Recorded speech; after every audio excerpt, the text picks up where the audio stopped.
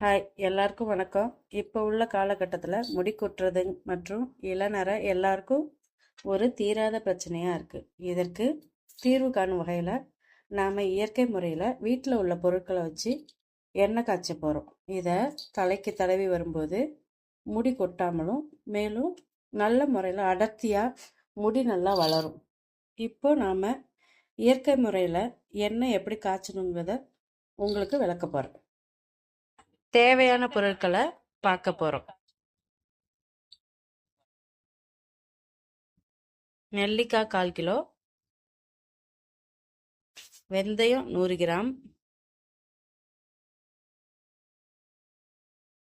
கற்றாழை ஒரு 2 மடல், கருவேப்பிலை ஒரு கைப்பிடி, அதே மாதிரி வேப்பிலையும் ஒரு கைப்பிடி,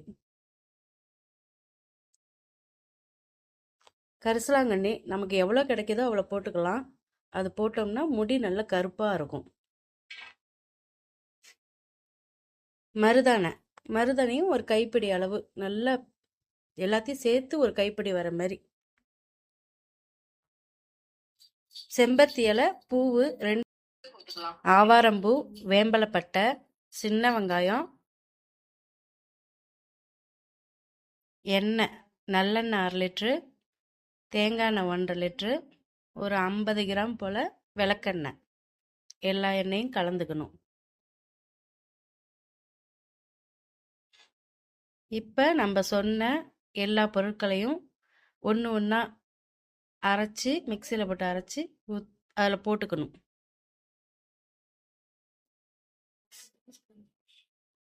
சின்ன வெங்காயம், மருதாணை, கருவேப்பிலை, கத்தாழை ஜெல்லு, அப்புறம் நெல்லிக்காய்,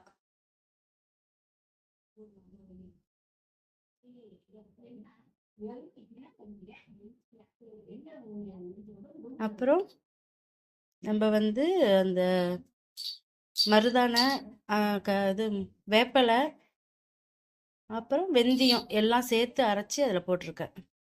வேம்பலைப்பட்டை, ஆவாரம்பூ அதை அரைக்க தேவையில்ல, அப்படியே போட்டுடலாம்.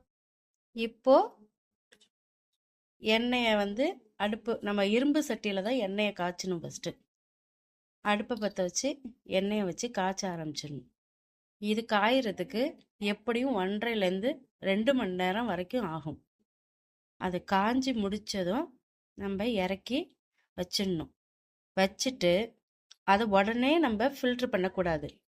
3 நாள் கழித்து அதை இந்தமாரி கண்ணாடி பாட்டிலில் ஃபில்ட்ரு பண்ணி நம்ம ஸ்டோர் பண்ணிக்கலாம்.